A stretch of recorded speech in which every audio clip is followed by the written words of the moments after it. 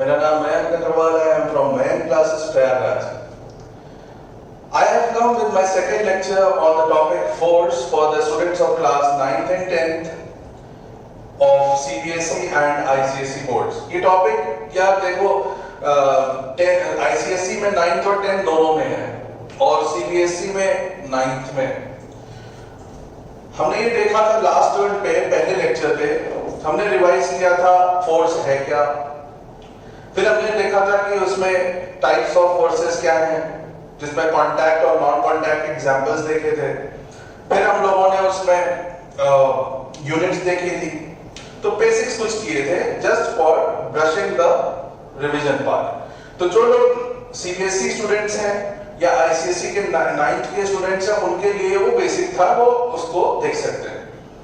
अब आज हम उसी में आगे कंटिन्यू कर रहे हैं और बिना न्यूटन लॉज को समझे आप फोर्स चैप्टर में आगे नहीं बढ़ सकते। ये बात आपको सोच के लग रही होगी यार हम लोगों ने ये चीज हम लोग ऑलरेडी पढ़ चुके हैं। बहुत से बच्चे जो क्लास 10th में आ रहे हैं वो ये कह रहे होंगे कि भाई हम तो ये पढ़ चुके हैं, हम क्यों देखें। मत देखो, कौन कह रहा है, तुम्हारी मर्जी। आप ये सोचिए कि बीइंग अ टीचर हम लोग ये बातें कितनी बार पढ़ चुके हैं या पढ़ा चुके हैं, लेकिन फिर भी हम एक पैटर्न फॉलो करते हैं, एक सिस्टम है। बिना उसको सही तरीके से रिवाइज किए हमारे कंसेप्ट कंसोलिडेट नहीं होते। तो सॉलिड कंसेप्ट के लिए ये जरूरी है कि आप स्टेप्स बाय स्टेप्स आगे बढ़िए।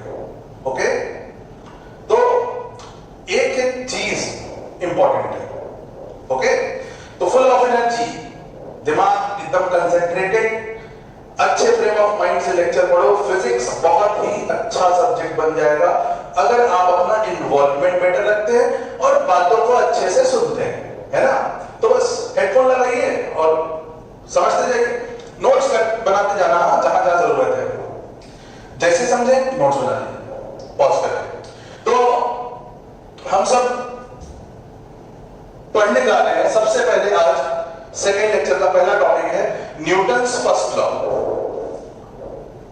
बहुत से बच्चों को ये लगता होगा ये प्राणी बड़ा सताता है जिसका नाम न्यूटन है, अपना तो लिख के चले गए, फंसे हम लोग। ऐसा नहीं है, कुछ ना कुछ इनके बताए हुए रूल्स हैं जिसकी वजह से हम लोग कुछ अलग चीजें सोच पा रहे हैं। और ऐसा नहीं कि इनके एग्जांपल्स नहीं, इनकी एप्लीकेशन। फिजिक्स एक ऐसा सब्जेक्ट है, फिजिक्स पढ़ाया क्यों जाता है, फिजिक्स आपको हर एक चीज का रीजन सोचने में हेल्प करता है। ओके, जैसे ह्यूमन माइंड है, वो कुछ ना कुछ दिमाग में आता है तो सवाल सबसे पहले आता है कि ऐसा होता क्यों है, और अगर उसको उसका रीजन समझ में आ जाता है तो उस पर्टिकुलर क्वेश्चन में वो कंफर्टेबल हो जाता है। और अगर उसको वो चीज पता न लगे, बताया ना जाए या वो खुद ना सोचे, तो उसकी जानकारी खोखली होती है। ओके, सो पे अटेंशन। आप सब ये जानते होंगे, एक और साइंटिस्ट थे गैलीलियो। न्यूटन से पहले ये जो स्टेटमेंट है वो गैलीलियो ने दिया था, बट लोग सोचेंगे क्या सही से नहीं लिखा था क्या। तो ये थोड़ा सा कॉन्ट्रडिक्शन का मैटर है कि गैलीलियो के स्टेटमेंट देने के बाद भी वो स्टेटमेंट्स को हम न्यूटन लॉज की तरह क्यों बोलते हैं। तो आपको मैं थोड़ा सा ये समझाता हूं। गैलीलियो ने दो स्टेटमेंट दिए। पहला, an object will continue to be in its state of rest unless it is acted by some external force. Clear? मतलब कोई ऑब्जेक्ट अपने स्टेट ऑफ रेस्ट में ही रहेगा जब तक कि उसे कोई बाहरी फोर्स हिलाए नहीं। ठीक है।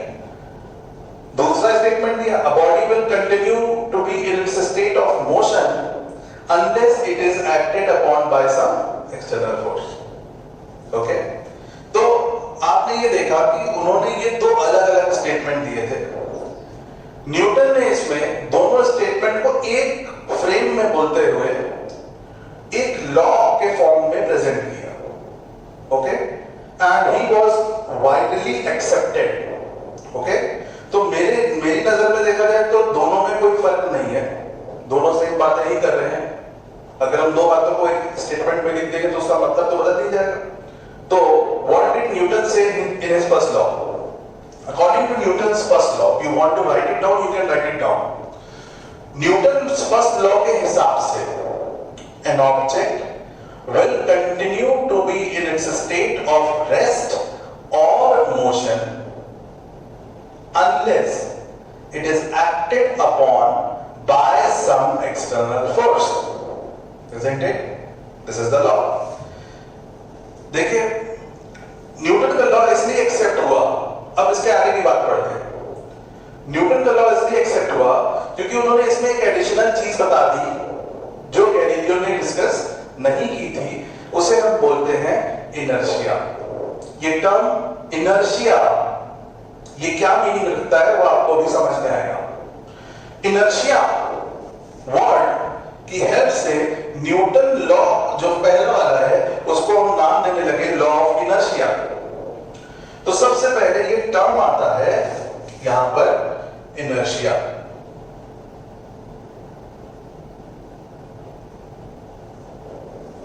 इनर्शिया ये क्या होता है? तो देखिए, इनर्शिया की जो वर्बल मीनिंग है पहले वो बताता हूं। मीनिंग ये है ability to hold its state. समझ में आया? इनर्शिया का मतलब है किसी की एबिलिटी अपने स्टेट को होल्ड करने की कितनी है, ability to hold its state. Example समझाना चाहता हूं। देखिए, अब जैसे मान लीजिए एक सपोज एक साइकिल खड़ी है स्टैंड पे और एक 4 व्हीलर खड़ा है। ओके, दोनों में से किसको मूव करना आसान है? अगर ह्यूमन एबिलिटी के हिसाब से पूछा जाए तो दोनों में से किसको मूव करना आसान है? आप इजीली आंसर देंगे साइकिल को। तो दोनों में फर्क क्या है? आप कहेंगे सर दोनों के वेट में फर्क है। तो वेट में फर्क किसकी वजह से आता है? अगर एक ही प्लैनेट पे एक ही जगह पर रखी है चीजें, मास। तो there you are now, inertia जो होता है वो मास पे डिपेंड करता है। तो ability to hold its state cycle में कम है और किसमें ज्यादा है? किसमें ज्यादा है?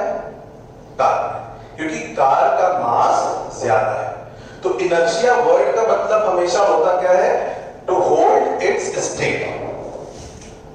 यहां पर ये बता दे रहा हूं, एबिलिटी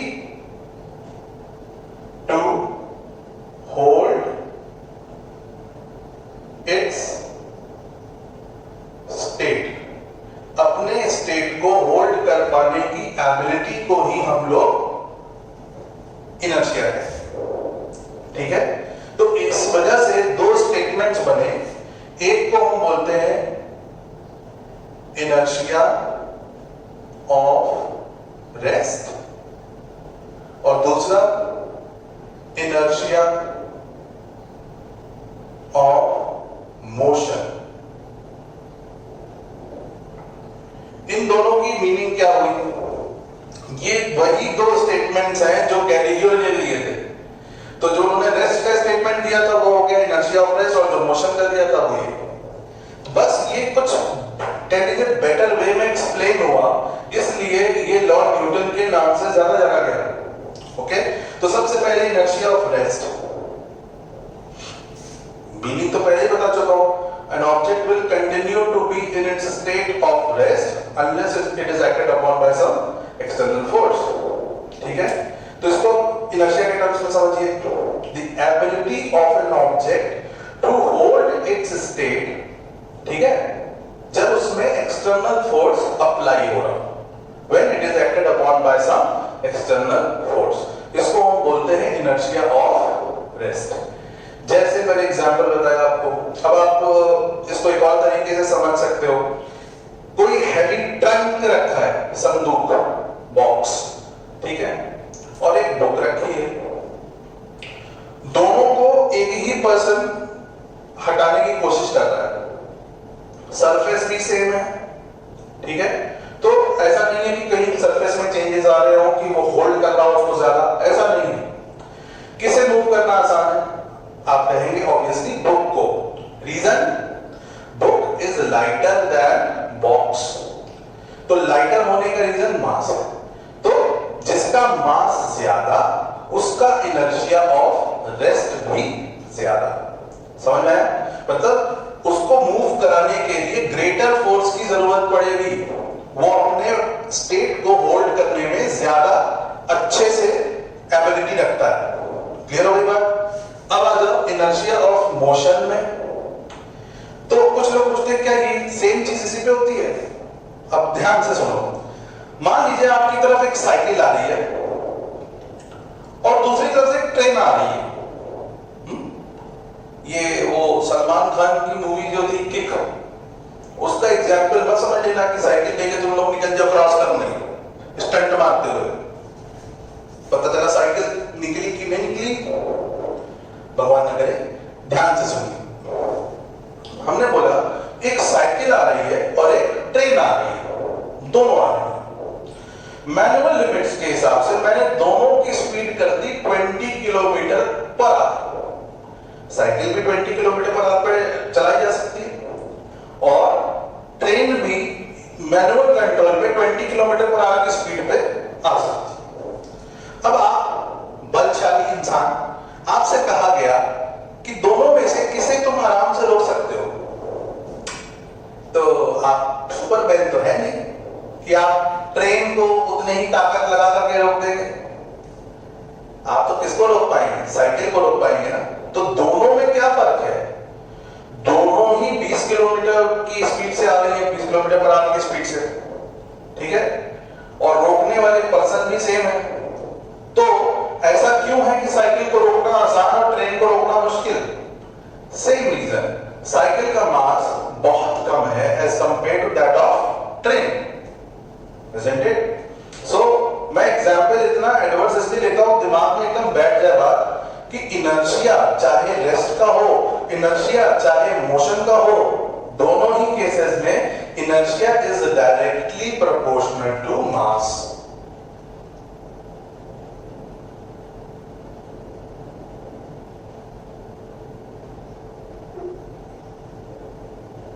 ओके?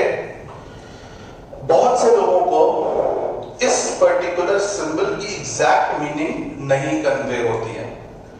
ध्यान रखिए, डायरेक्टली प्रोपोर्शनल का मतलब है एक डायरेक्शन में, मतलब अगर ये बढ़ेगा, मतलब मास अगर बढ़ेगा तो इधर का साइड जो भी लिखा हो वो बढ़ेगा।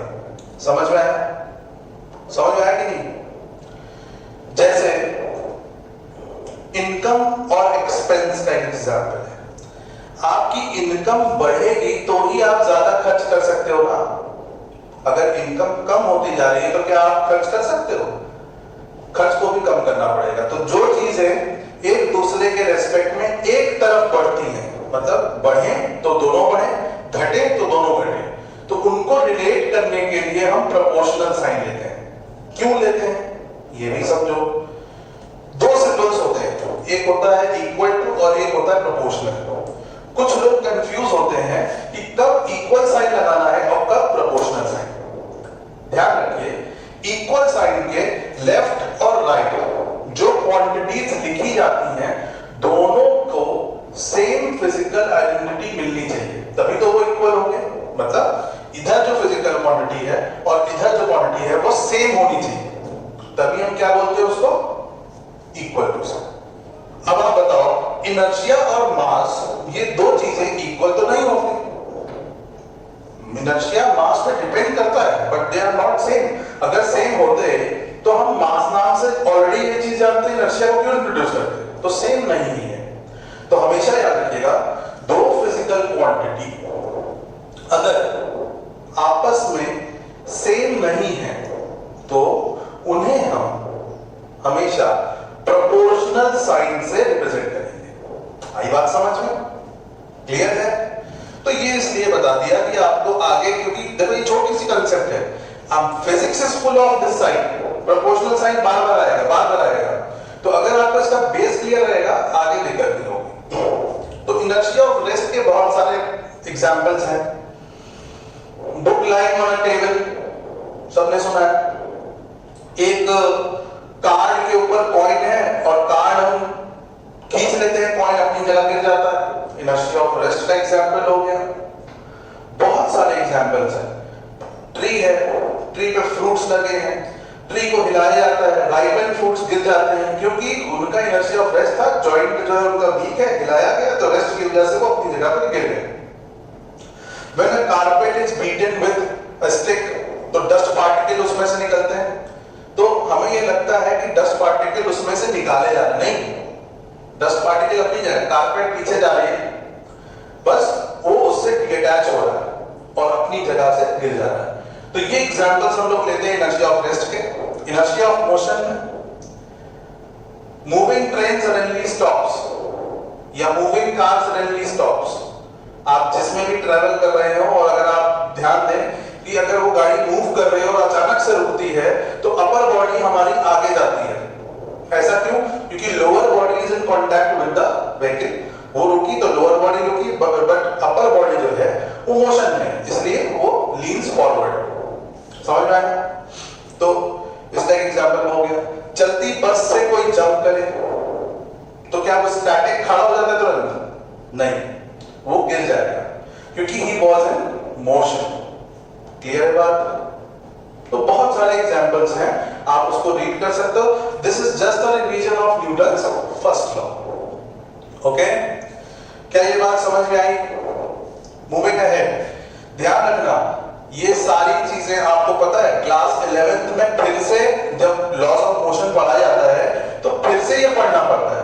उसका रिप्रेजेंटेशन थोड़ा डिफरेंट है बट पढ़ना फिर से पड़ता है। रीजन यही एक चीज है कि जब आप कोई टॉपिक को पढ़ रहे हैं और उसमें एडवांस चीजें पढ़नी है तो बेसिक को रिवाइज करते रहना चाहिए, तब एडवांस में दिक्कत नहीं आती। तो moving on to the second part. आप सब सोच रहे होंगे कि हम सीधा सेकंड लॉ पे आ रहे, नहीं, उससे पहले एक टर्म है, ये समझ में आ रहा है ना आपको? ये बात याद रखना, inertia is directly proportional to mass. तो जिस भी ऑब्जेक्ट का इनर्शिया ज्यादा होगा, मतलब जिसका मास ज्यादा होगा, उसे मूव करना या अगर मूव कर रहा है तो रोकना मुश्किल होगा। देखिए, we are going to do the second part today which is called linear momentum.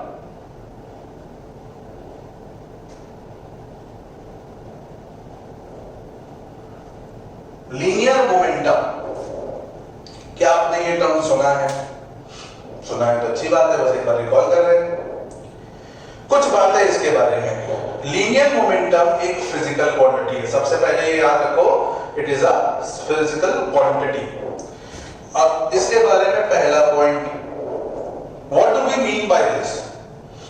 Linear means along a line and momentum means कोई मास जब किसी वेलोसिटी से मूव करता है तो उसमें एक मोमेंटम आता है जिसे हम डिफाइन करते हैं by the product of its mass and its velocity.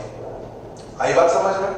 तो what is linear momentum? Linear momentum of an object is defined by product of its mass and velocity. Okay, so इसका जो symbol है it is denoted by p। if you want to write small p, आप small p या capital P कुछ भी लिख सकते हैं। इसका सिंबल p है और इसे हम लिखते हैं m into v। ओके, मास into वेलोसिटी। ये बहुत इंपॉर्टेंट टर्म है, क्लास 11th में यही लीनियर मोमेंटम की हेल्प से आपको एंगुलर मोमेंटम सिखाया जाता है, क्योंकि हर ऑब्जेक्ट सीधा नहीं चलता, कुछ में रोटेशन भी होता है, जैसे कि अपना प्लैनेट रोटेट कर रहा है तो उसमें रोटेशन की वजह से एंगुलर मोमेंटम आता है। तो अगर आप ये चीज यहां नहीं समझोगे तो आगे वो बात वहां क्लियर नहीं होगी। तो लीनियर मोमेंटम की कुछ एसेंशियल्स हैं जिसमें मैंने पहला लिखा हाउ टू डिफाइन इट। अच्छा, एग्जाम में कभी भी आता है कि डिफाइन लीनियर मोमेंटम, तो स्टेटमेंट लिखने के बाद ये जरूर लिख देना चाहिए और सिंबल्स डिफाइन कर दीजिए कि T क्या है? मोमेंटम, M क्या है? मास, और V क्या है? वेलोसिटी। Isn't it? अब हमने यहां पे टर्म यूज किया वेलोसिटी, ना कि क्या? स्पीड। देखिए, जो थोड़े से अवेयर कम होते हैं वो ये गलतियां बहुत करते हैं, मास इनटू स्पीड बोल देंगे, गलत है, क्योंकि इसका एक डायरेक्शन होता है। इस वजह से इसमें वेलोसिटी रखनी पड़ती है। जैसे मोमेंटम बढ़ने का मतलब है किसी एक डायरेक्शन में, जैसे एक रॉकेट शूट होता है, सैटेलाइट मान लीजिए किसी एक पर्टिकुलर डायरेक्शन में जानी है तो इट मस्ट गेन मोमेंटम, और मोमेंटम के लिए उसका मास तो जो है उसको हम लोग स्केलर बोलते हैं, बट उसका वेलोसिटी होना चाहिए, मतलब speed in a particular direction, तभी वो मोमेंटम गेन करता है। हम लोग बोलते हैं उसमें स्पीड बढ़ती जाती है, उसमें भी हम आते हैं, बट पहले आपको ये समझाना चाहते हैं कि यहां पर वेलोसिटी होता है ना कि स्पीड, याद रखना ये चीज। तो P is equal to m into v, इसमें m मास है और v वेलोसिटी। दूसरी बात, ये आप ध्यान से समझिएगा कि यहां मोमेंटम जो है ये एक वेक्टर क्वांटिटी है। P is a vector quantity, okay? ये एनालिसिस होना जरूरी है, तभी आपको बेसिक सही रहेंगे। P एक वेक्टर क्वांटिटी जैसे कि फोर्स, ओके? और इसका वेक्टर होने का कारण है वेलोसिटी। बात समझ में आई? तो P is a vector quantity, ये याद रखिएगा। थर्ड,